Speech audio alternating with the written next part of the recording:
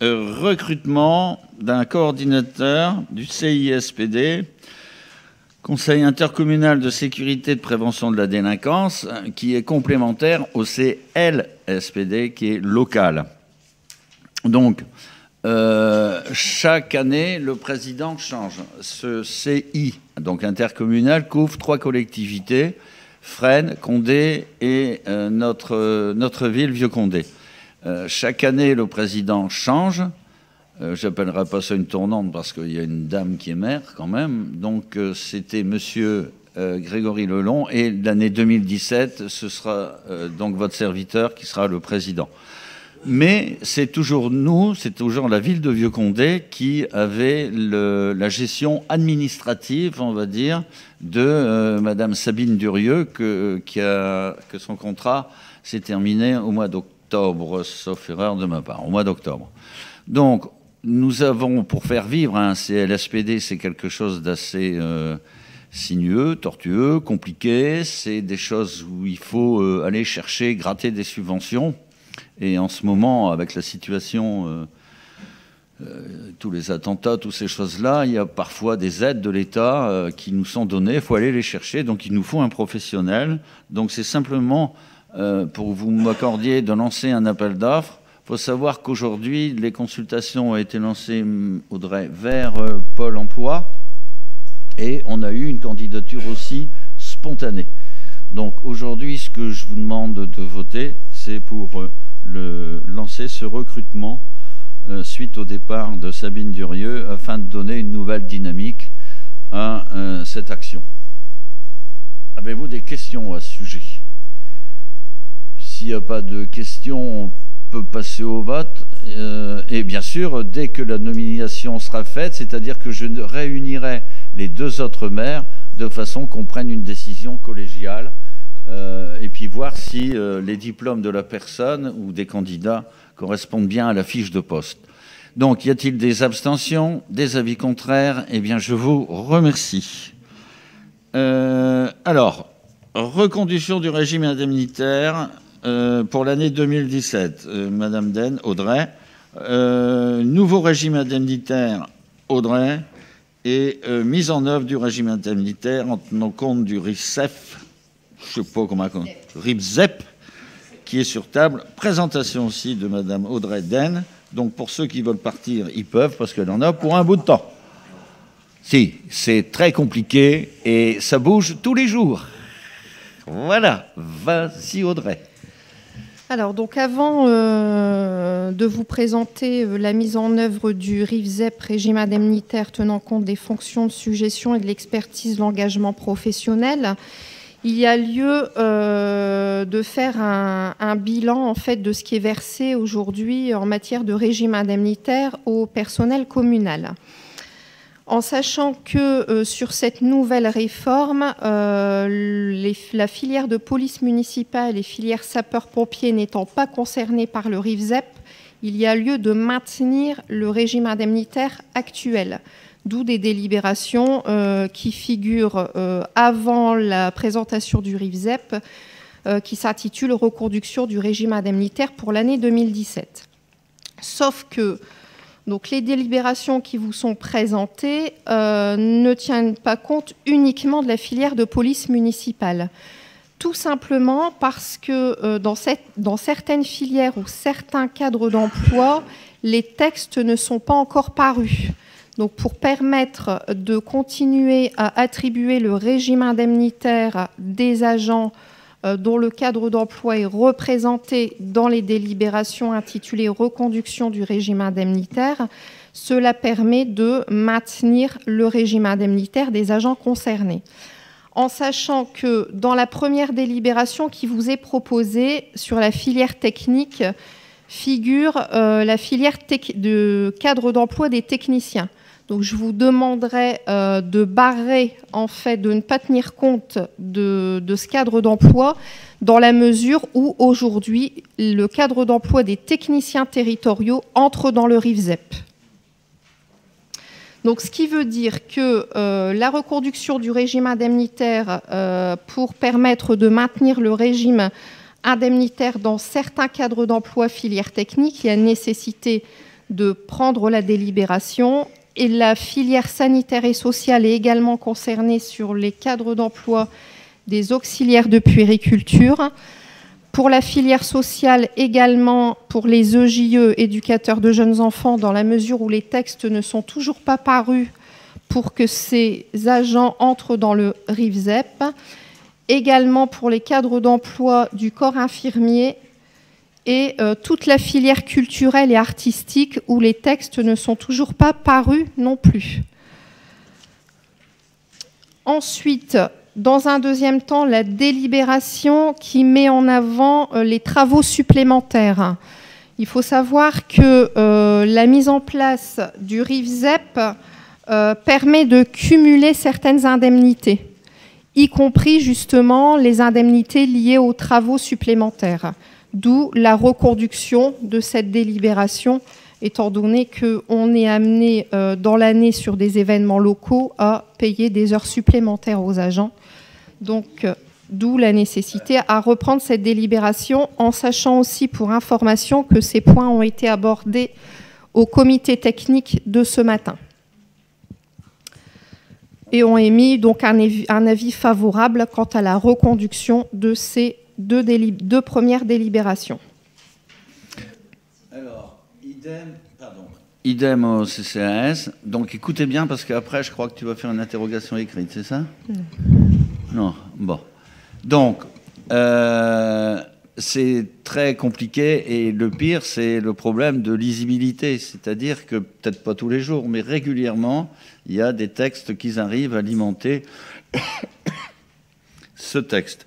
Donc, dans un premier temps, ce qui est important, je vous donnerai la parole après, ce qui est important, qu'il est nécessaire de maintenir le régime indemnitaire des agents qui sont concernés.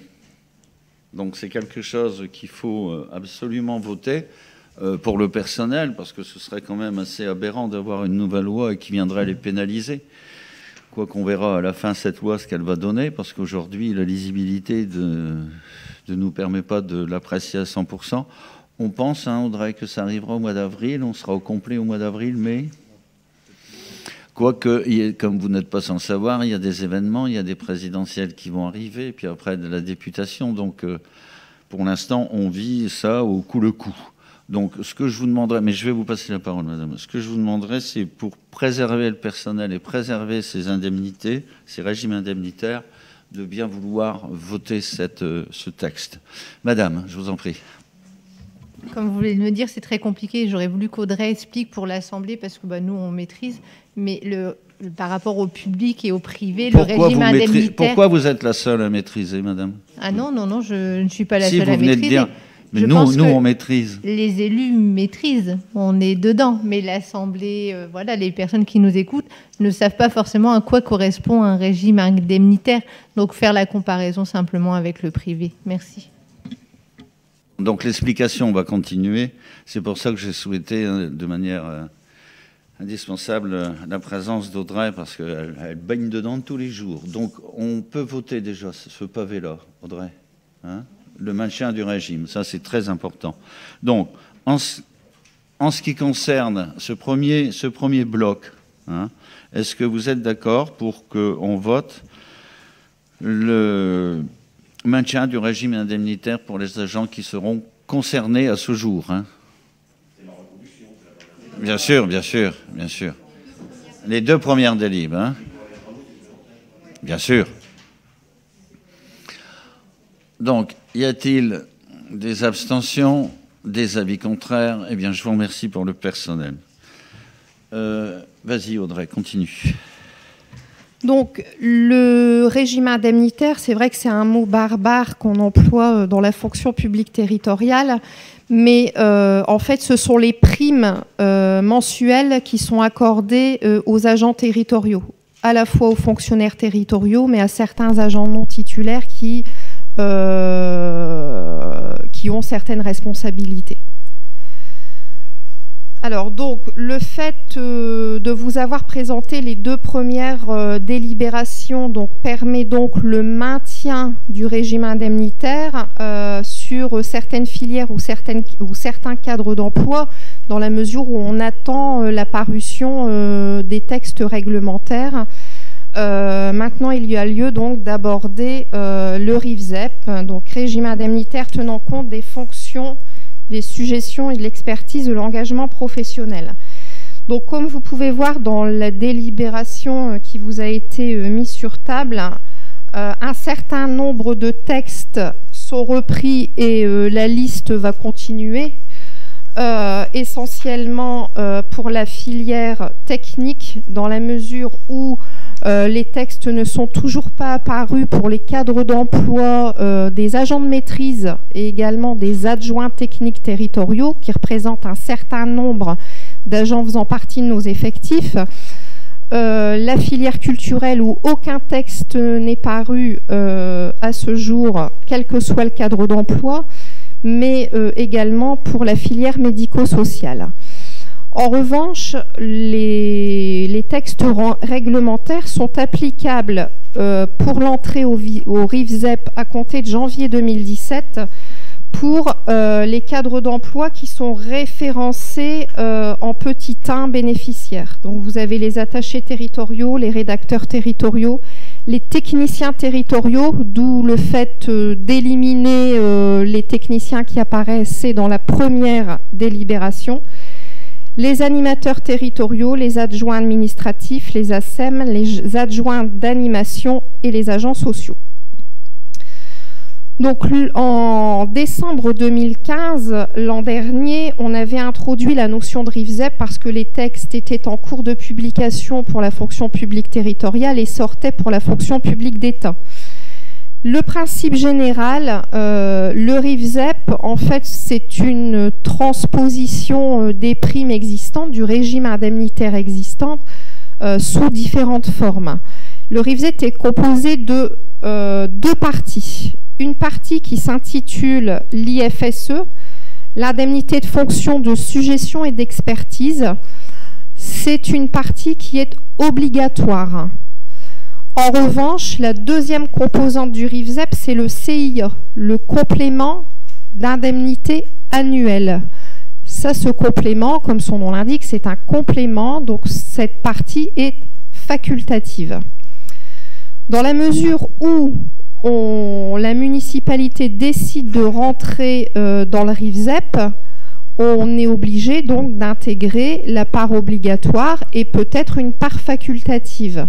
Si le choix est de ne pas intégrer le RIVZEP, ça veut dire qu'au 1er janvier 2017, les agents territoriaux cités dans les cadres d'emploi cités en bénéficiaires ne pourront plus bénéficier de primes. Alors, dans les principes généraux, les textes reprennent toutes les fonctions qui peuvent être liées, les critères professionnels qui peuvent être liés au versement du RIVZEP.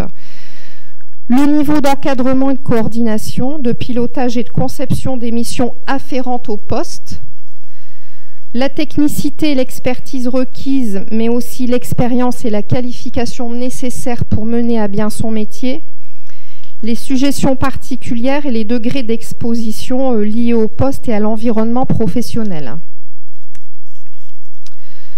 Alors, pour ce faire, pour pouvoir mettre en application le RIVZEP sur la commune de Vieux-Condé, il était nécessaire d'utiliser notre outil qui est l'organigramme pour pouvoir intégrer et hiérarchiser des groupes de fonctions en fonction des métiers des agents de la collectivité.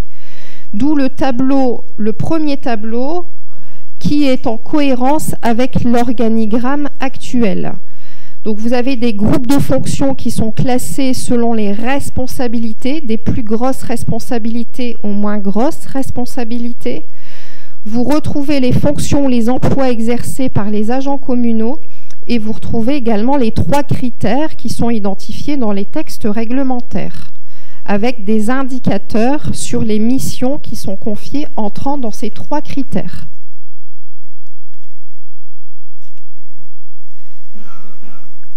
Ensuite, dans le tableau numéro 2, vous y retrouvez les groupes de fonctions définis dans le tableau numéro 1.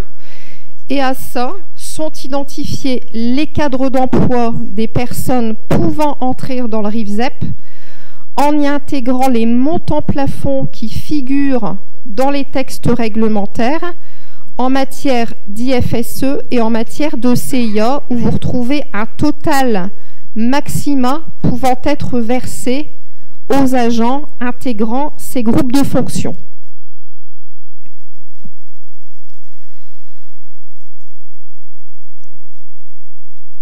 Alors, donc l'IFSE, comme le reprend le petit encart numéro 3, comprend donc la part. L'IFSE est une part obligatoire qui est uniquement liée au poste occupé par l'agent.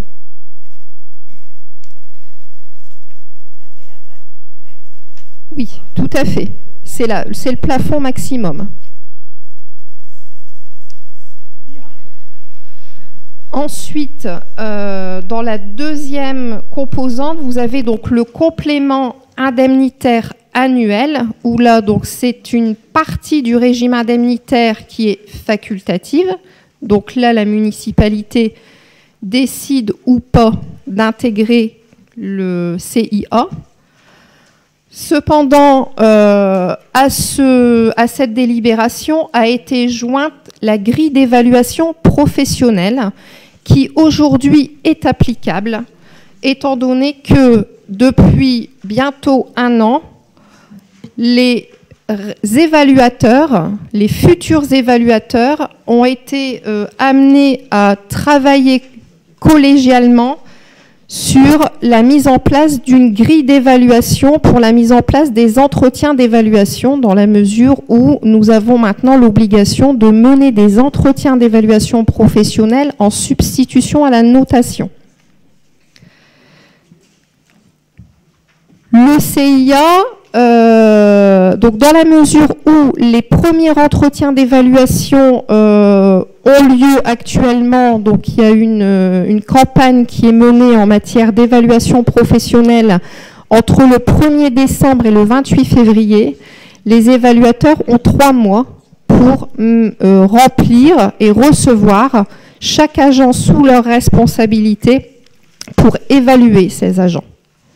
Au travers l'engagement professionnel et la grille d'évaluation qui sera complétée, il y aura lieu de revenir sur ce point pour savoir si on met en place le complément indemnitaire annuel ou pas. Si on met en place, d'y attribuer une enveloppe liée à ce versement.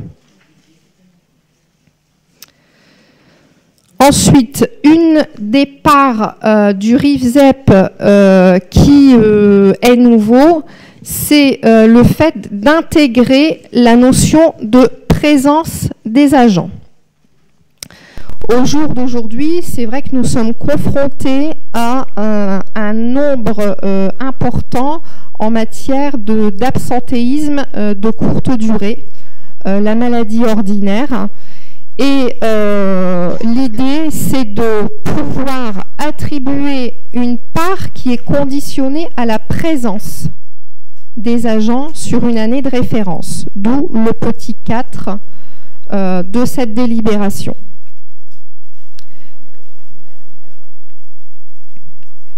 Non, parce que dans les montants maximaux, on reprend à la fois la part liée aux fonctions et la part liée à la présence. C'est un tout.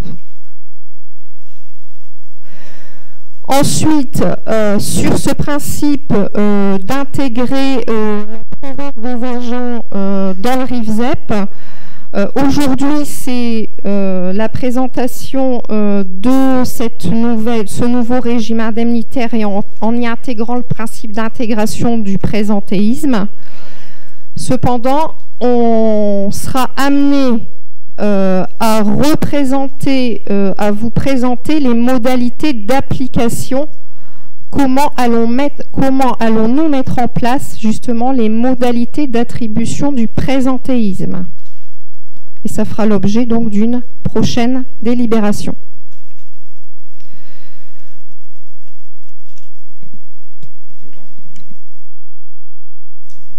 Bien, je voudrais remercier remercier toutes les personnes qui ont participé à ce travail qui est colossal, en particulier, mais forcément le syndicat, Audrey et toute son équipe, parce qu'ils sont jetés là-dessus. Bien sûr, monsieur le DGS et Sylviane, ainsi que l'ensemble des chefs de service qui ont été formés justement pour ces notations. Les chefs de service, aussi bien les chefs de service administratifs que les chefs de service aux ateliers. L'ensemble de ces personnes ont travaillé et travaillent dur sur ce sujet qui les préoccupe en premier lieu. Voilà. Avez-vous des questions sur Monsieur Mixte? Donc en ce moment, on parle beaucoup d'alignement des retraites entre le privé et le public. Toutes ces indemnités qu'on va donc voter font-elles partie du calcul de la retraite? Bonne question. Aujourd'hui, depuis 2004, une cotisation a été intégrée, c'est ce qu'on appelle le RAFP, la retraite additionnelle liée aux primes. Cette cotisation a été intégrée et plafonne en fait les primes à 20% et compte à hauteur de 20% dans le calcul de la retraite au jour d'aujourd'hui. Oui. Oui. Alors en sachant aussi que c'est vrai que aujourd'hui on parle du RIVZEP, mais il y a énormément de réformes statutaires dont si vous avez entendu parler du PPCR, c'est aussi une autre réforme liée au déroulement de carrière des agents. Le PPCR, c'est parcours professionnel des rémunérations et des carrières. Et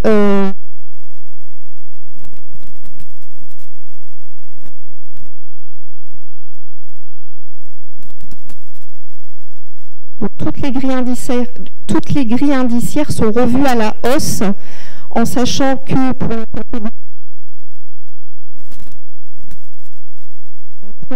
demain, il y a un regroupement des échelles de rémunération et on sera qu'à 3 échelles de rémunération, mais toutes les grilles sont revues à la hausse. Les grilles sont peut-être revues à la hausse, mais on est dans l'obligation de respecter un texte aussi qui oblige les collectivités à faire l'application du transfert prime-point. Ça veut dire que si un agent bénéficie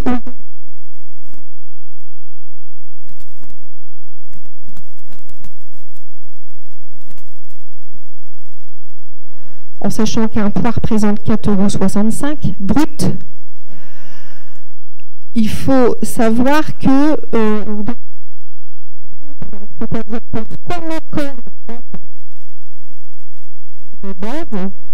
il y a une partie qui est déduite des primes. Voilà. Ça, c'est la réforme, entre autres, une partie de la réforme transfert prime-point, PPCR, etc. En sachant aussi qu'un gros champ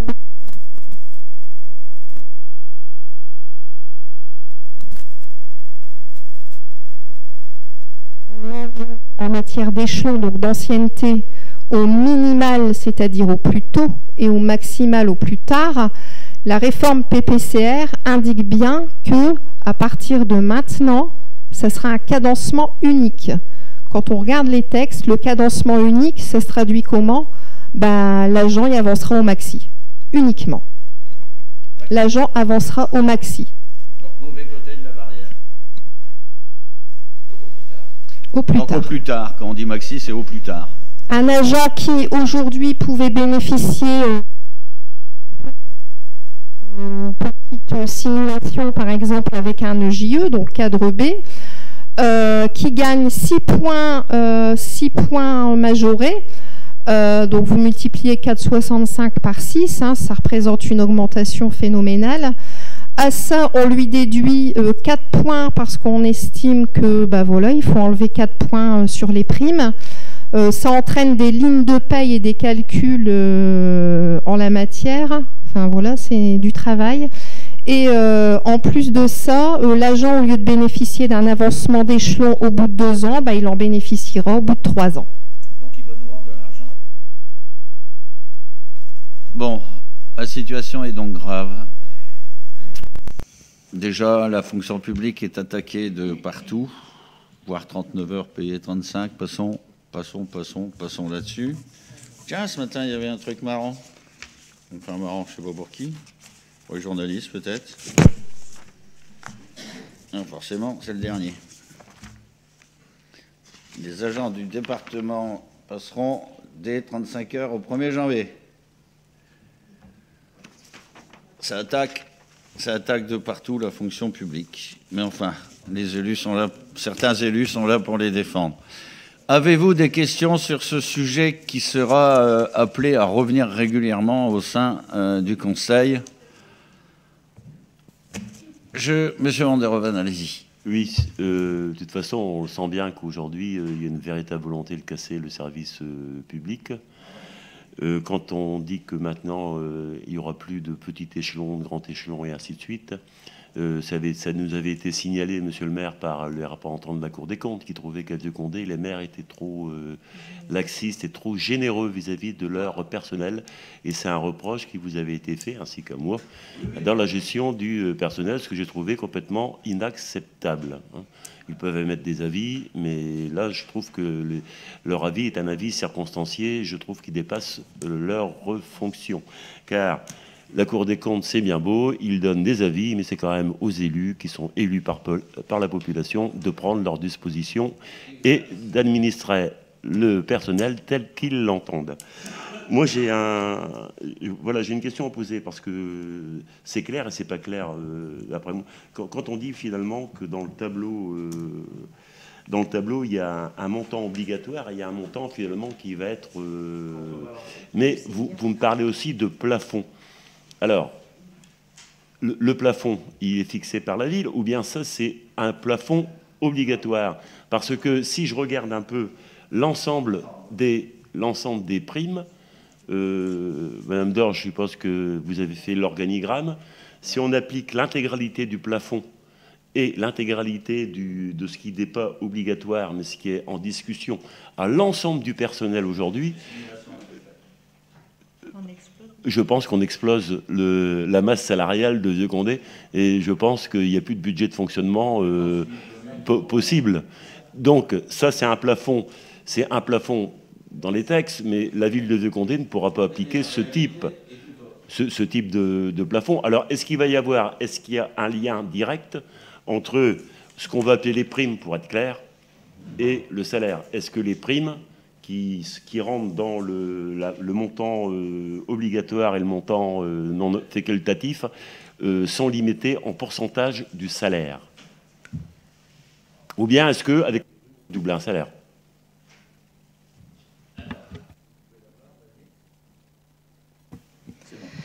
Donc dans le tableau, en effet, hein, si on veut attribuer les montants plafonds, en effet, on explose le budget de fonctionnement en totalité. Voilà, tout à fait. Donc ce qui veut dire que ce sont des montants maxima et c'est basé sur la référence les primes octroyées aux fonctionnaires d'État. Et aussi, il est bien évident que l'idée de rentrer dans le RIVZEP, c'est de maintenir également le régime indemnitaire aujourd'hui qui est versé aux agents tel que le montant est identifié à ce jour. C'est-à-dire qu'un agent aujourd'hui qui bénéficie de 100 € mensuels de régime indemnitaire bénéficiera au 1er janvier 2017. Il sera identifié dans un groupe de fonctions. Cependant, les 100 € mensuels, on aura la possibilité de le verser vu les montants qui sont plafonnés.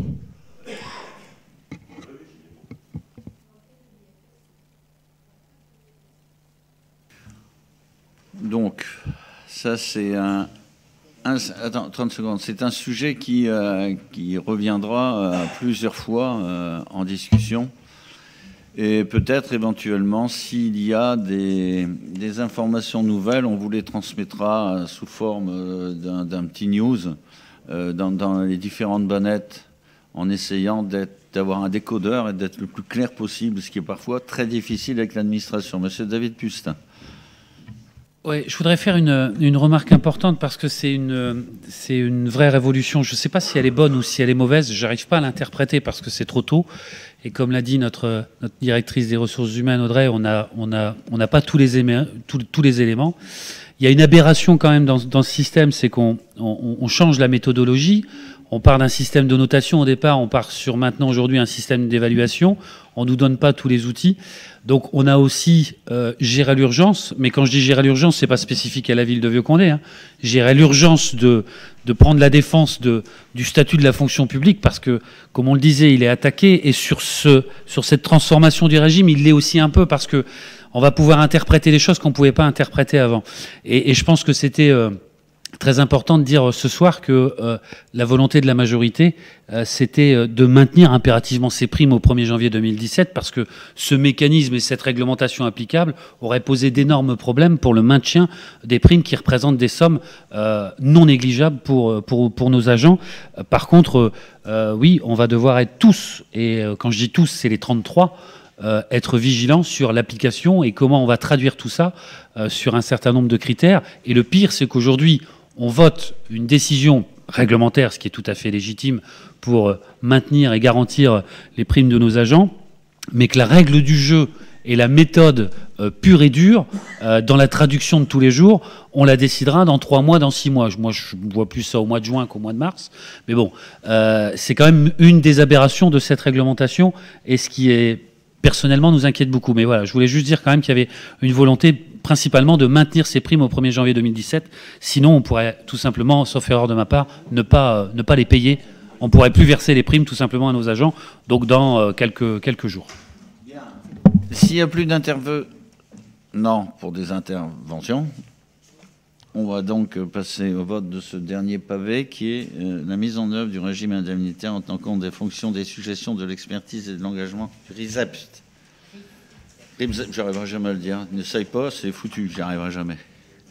Y a-t-il des abstentions, des avis contraires? Une fois de plus, je vous remercie. Et encore une fois, merci à tous les intervenants qui ont travaillé sur ce sujet.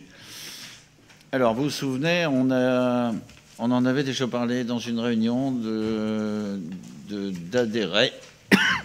Excusez-moi. D'adhésion au groupement d'assurance statutaire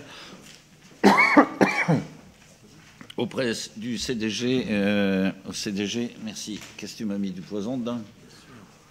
Ah, la vodka. Adhésion au groupement d'assurance statutaire. C'est-à-dire que le CDG 59 a proposé, comme ça devient maintenant de coutume, de se mutualiser. Et dans cette mutualisation, nous avons eu une proposition qui passe à 2,20018 en ce qui concerne le décès et 2,38 en ce qui concerne la maladie. Non, pardon, 2,20, je recommence tout, excusez-moi, mais 2,20 en ce qui concerne la maladie, 0,18 en ce qui concerne le décès, ce qui fait un taux total de 38 au lieu de 0,98, ce qui est quand même assez énorme. On a eu la même proposition avec des taux différents, parce qu'on n'a pas tout à fait le même personnel, avec des arrêts différents, ce qui concerne le CCAS, et nous avons adhéré à cette prestation qui nous est proposée. Avez-vous des questions à ce sujet sur la mutualisation de ce régime statutaire, tout en sachant que si nous le souhaitons, nous pouvons à tout moment, tout au moins au 1er janvier de chaque année, changer et re-questionner nous-mêmes. Y a-t-il des questions? S'il n'y a pas de questions, on va passer au vote. Y a-t-il des abstentions? Des avis contraires? Eh bien, je vous remercie. Madame Di Cristina, convention relative à la disposition d'un agent de centre de gestion de la fonction publique territoriale du Nord. C'est une mission ponctuelle, hein? Oui, donc elle concerne donc la mise en place du web délib, donc pour délibération, donc pour un coût de 2200 €, et pour le e-parapheur, donc la signature électronique. Donc ceci est pour la dématérialisation des actes, arrêtés et décisions, et l'installation des logiciels et formation au niveau des logiciels. Donc c'est le même genre de convention que vous avez eu au niveau des archives. Bien, avez-vous des questions sur cette assistance technique? S'il n'y a pas de questions, on va donc passer au vote. Y a-t-il des abstentions, des avis contraires? Eh bien, je vous remercie. Ensuite, mise en place d'un programme d'accueil des travaux d'intérêt généraux. Alors, sur les tiges, comme on dit, j'ai rencontré à plusieurs reprises, forcément à l'agglo, d'autres collègues qui m'ont parlé de ces travaux d'intérêt généraux. Donc ce sont des personnes qui n'ont pas tué, qui n'ont pas fait de meurtre et de choses comme ça. Ils sont condamnés à faire ici une centaine d'heures, là 80, là un peu plus. Et on a la possibilité de prendre de ces personnes qui ont déjà été mis en œuvre sur Vieux-Condé il y a quelque temps. Ils sont bien sûr encadrés par une personne désignée et reste à notre charge forcément l'encadrement au quotidien, mais pas la gestion de leur absence ou autre fait qui pourrait se passer sur le chantier. Et par contre, on se doit de leur mettre à disposition les équipements nécessaires de protection. Par exemple, si ils s'en vont travailler sur des espavères et des choses comme ça, qu'ils aient le casque, les lunettes, les bottes et ainsi de suite.